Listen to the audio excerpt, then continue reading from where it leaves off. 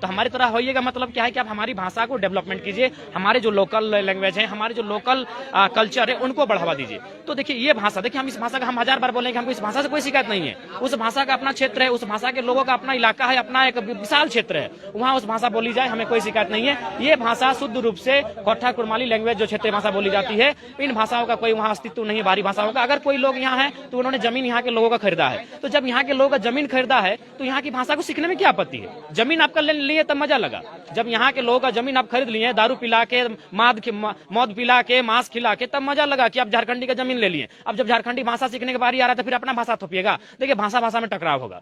वो हम तो पहले बोले, हम रिपीट करना चाहेंगे कि भैया आप मंडल हम कुर्मी हैं, तो कोई देख के नहीं कह पाएगा कि आप मंडल हम कुर्मी हैं। लेकिन जब भाषा आप बांग्ला बोलेगा, हम उड़िया बोलेंगे, तुरंत भेद हो जाएगा। तो भाषा में जो पहला जो नफरत आता है वो भाषा में आता है, क्योंकि भाषा को लोग बोलते ही समझ जाते हैं कि ये बेटा अलग लागो, ये भीनू लागो, ये भीनू लागो। बाकी धर्म की बात कीजिए, आप मेरा धर्म बिना परिचय दिए आप मेरा धर्म भी नहीं जान पाएंगे, बिना परिचय दिए मेरा जाति नहीं जान पाएंगे, लेकिन जैसे ही मेरे मुख से आवाज फूटेगी आप मेरी भाषा को जान जाएंगे। तो इंसान में जो नफरत होता है वो कहीं ना कहीं पहला घृणा संघर्ष होगा, वो भाषा के आधार पे होगा। उस भाषा को उसके क्षेत्र में सुरक्षित रखा जाए, उस भाषा से हमें कोई शिकायत नहीं है। उसका क्षेत्र है, बहुत विशाल क्षेत्र है। मगधी का, अगर मगही का बात करेंगे तो मगध से संबंध रखता है। मगध तो भारत का सबसे बड़ा सम्राट अशोक का क्षेत्र है, उसका बहुत।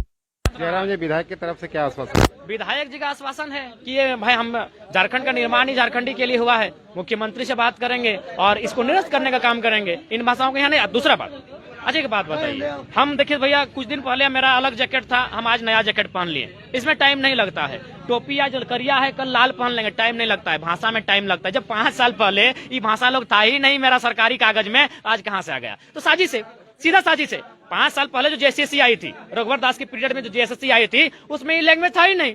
उसमें जब ये लैंग्वेज था ही नहीं तो आज 5 साल में भाषा बन जाता है। भाषा के इतिहास 1000 साल का है, हजारों साल के बाद भाषा का निर्माण हुआ है, 1000 साल लगा उस भाषा को पनपने में, फलने में, फूलने में, और 5 साल में झारखंड का भाषा बदल जाता है। बहुत ही हास्य का विषय है। ये लोग नेतागिरी कर रहे हैं, राजनीति कर रहे हैं, सीएम गिरी कर रहे हैं, समझ में नहीं आ रहा है। अगर नहीं होता है तो इनको छोड़ देना चाहिए। कपड़ा बदलने में, चलिए रात खाना बदलने में टाइम नहीं लगता है।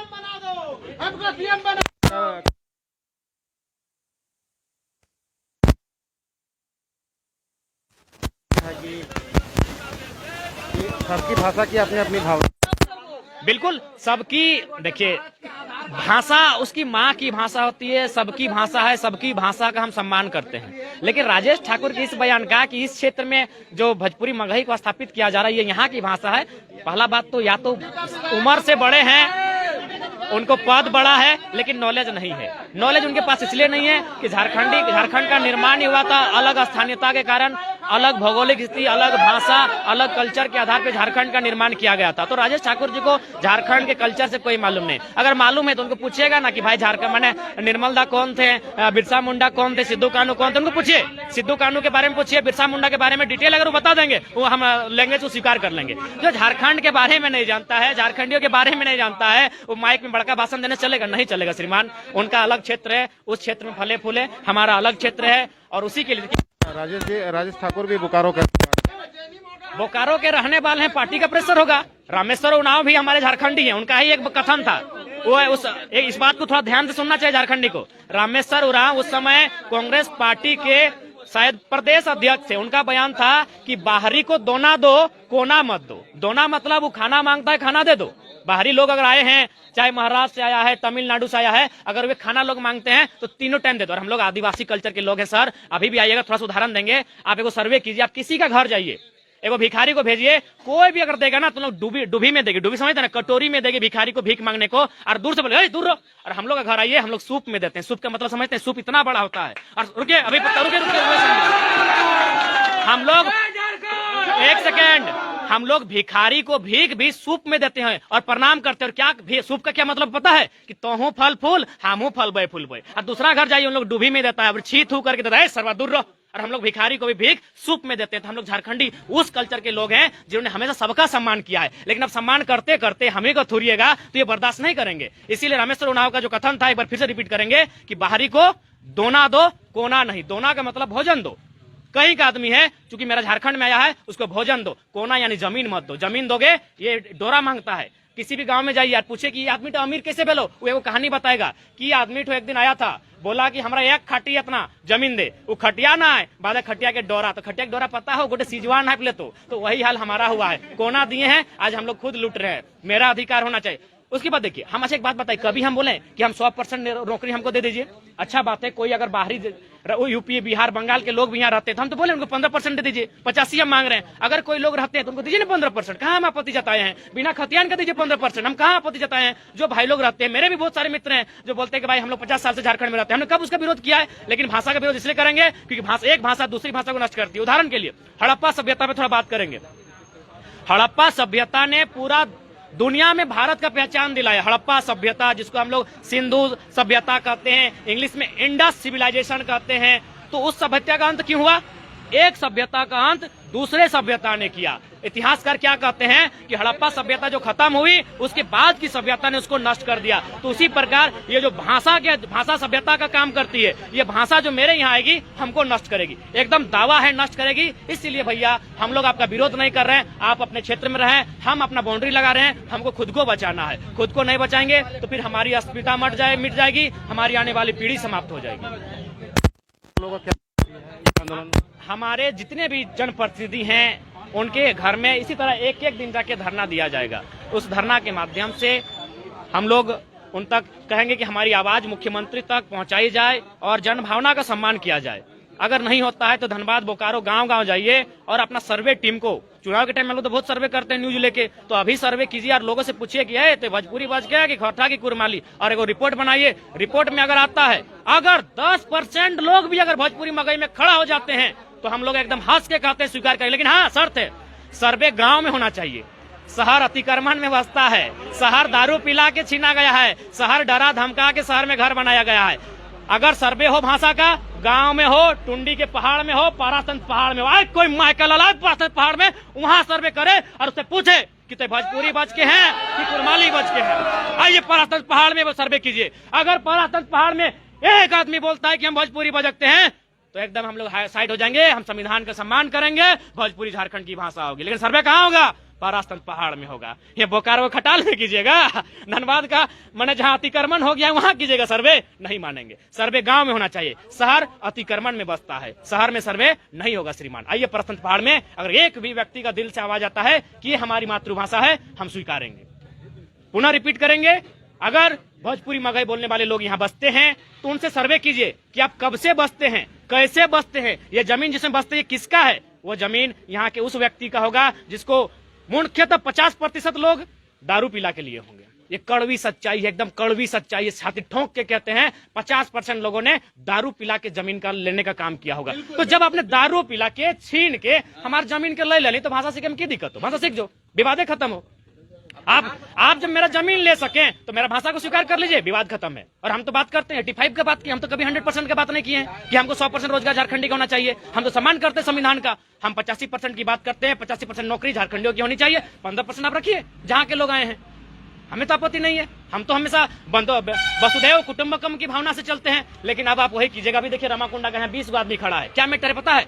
7000 डिसमिल में उनका जमीन अधिग्रहण किया जा रहा है। कब तक झारखंडी को लूटिएगा? ये जो आपका कमेंट मारते हैं, आपका वीडियो में देखते हैं यूपी बिहार का लोग कि भारत को ना तोड़ो, तो ऐसा करो ना, भारत को कौन तोड़ रहा है? यूपी में हमको दिला दो खोटा लैंग्वेज का दर्जा, बिहार में दिला दो हमको कुड़मारी लैंग्वेज का दर्जा। और एक बात आपको बता रहे हैं, हमको बांग्लादेश से मैसेज आया, बांग्लादेश के मुसलमान भाई ने फोन किया, बोला बिल्कुल दादा तो नहीं सही करे, हमने मुसलमान लगलिए, पाकिस्तान के लोग मुसलमान लगले, लेकिन हमने लड़ाई की लगले भाषा के।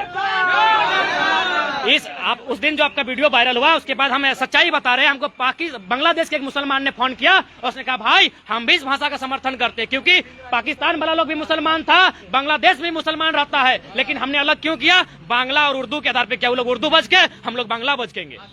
भाषा के आधार पे। भाषा का इंपोर्टेंस है, समझे सरकार, नहीं तो आने वाला दिन खून खराबा होगा भैया।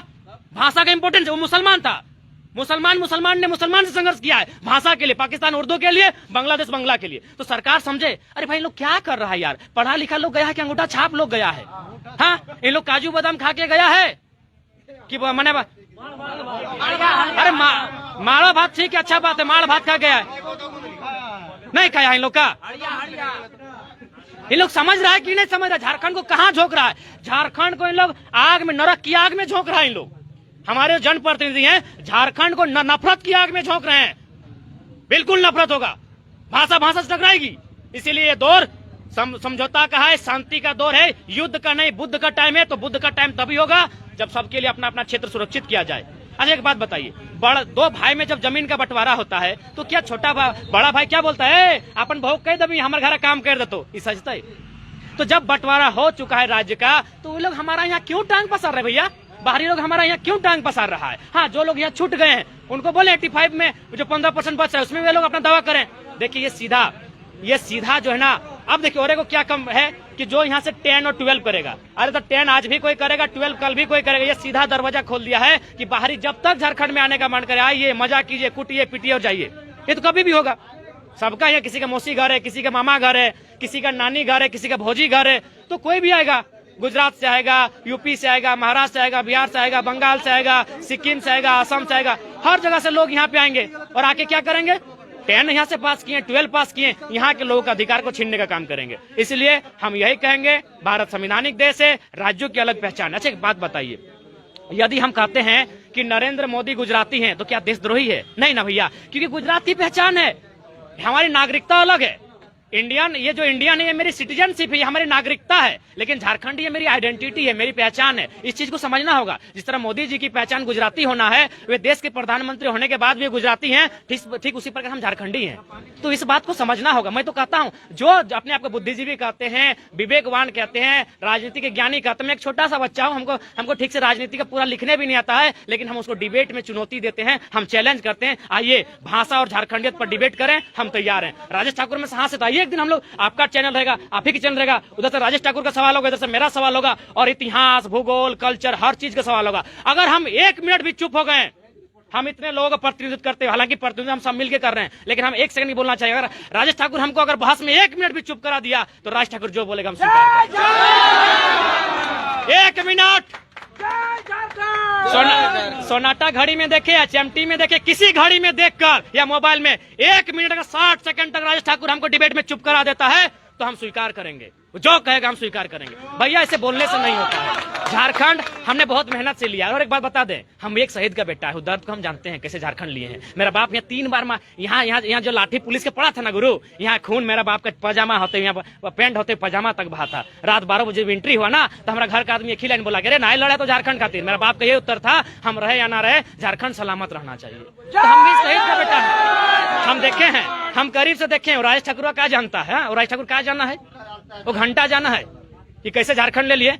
अरे देखो पद है कांग्रेस के बड़का भी सरकार के पार्टी लगे, कोयला चोरी में अच्छा खासा पैसा ओकरो जाए रहा था, की पता चल रहा है, झारखंड के लोग पता चल रहा है। और एक बात मुख्यमंत्री के बता रहे हैं, ये जो बोलते हैं ना मुर्गी चंगना बेचो, ईमानदारी से कहते हैं, अगर दिल से कहे एक सर्वे कीजिए सर, आज इस काल में जितना कोयला चोरी हो रहा है ना, इससे पहले नहीं होता था। हालांकि हो सके, सुनिए, हो सके आपका न्यूज उन लोग भी देख लिया, हो सके 2 दिन बाद हम पर उन लोग FIR कर सकता है, हो सके 2 दिन बाद हमको मेरा सीने में गोली मार सकता है, हमको खतरा नहीं है, हमको डर नहीं है। हम भगत सिंह को मानते हैं। आज जिस टाइम में लोग इश्क को मानते हैं, हम उस टाइम इनकलाब को मानते हैं। मेरा मोबाइल में आज भगत सिंह के प्रोफाइल है, हम डर के नहीं निडरता के साथ कहते हैं, हम भगत सिंह को अगर मानते हैं, बिल्कुल ये जो विधायक होते, विधायक नहीं CM का बात करते हैं, विधायक का कोई इसमें मैटर ही नहीं है। CM तक कोयला का चोरी हो रहा है ना, CM तक पैसा जा रहा है। अगर नाम बोलेगा ना तो बायने में हम आपको वीडियो दे देंगे। सुनिए, आपको एकदम ग्राउंड रिपोर्ट देते हैं। अरे भैया हम लोग छोटा बच्चा नहीं, रिपोर्ट रखते हैं। एक थाना में 2-2 लाख रुपया दिया है। अगर DSP है तो उसका रेट 4 लाख है, अगर IG है तो उसका रेट 6 लाख है, अगर उससे ऊपर का रैंक है तो 10 लाख है, और लास्ट में CM तक करोड़ रुपया पहुंचता है। क्या मजाक का बात करते हैं जी, बिल्कुल सच्चाई है यहाँ। और एक बात, एक जानकारी देंगे, एक जानकारी हम बहुत इंपॉर्टेंट देना चाहेंगे। मेरे कुछ दोस्त सचिवालय में काम करते हैं, मेरे कुछ दोस्त हैं जो सचिवालय में काम करते हैं। हम पूरा फैक्ट जानकारी देते हैं, नाम नहीं लेंगे, ना अपना दोस्त का नाम लेंगे, ना उस अधिकारी का नाम लेंगे, बस उसका पोस्ट बता देंगे। वो सेक्रेटरी है।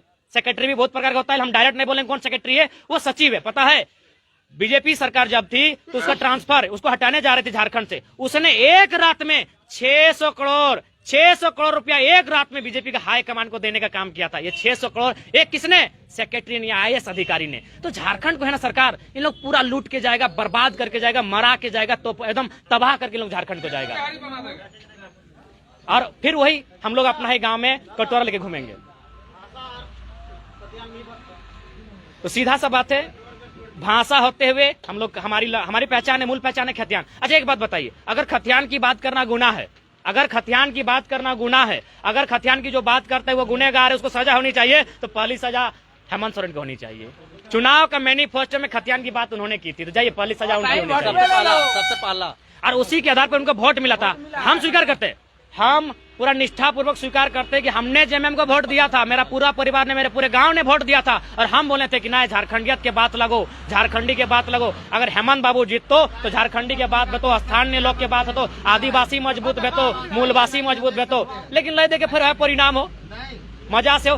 अरेक बात हो, बिना चुनाव लड़े है बसंत सोरेन के बनाए दो, देखे कर ले, अपन सीट खाली कर लो, विधायक बनाए दो अपन भाई के, तो अपने कोई फर्क पड़े वाला ना हो। विनोद बाबू का नाम बेच लो, आज जेएमएम का नाम बेच के अपनी राज के बेचक काम कर लो, कोयला बेच लो।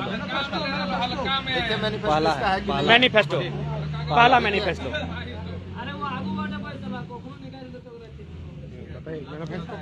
दीजिए पढ़ के सुना देते हैं, बीच से आप कटिंग कर लीजिएगा।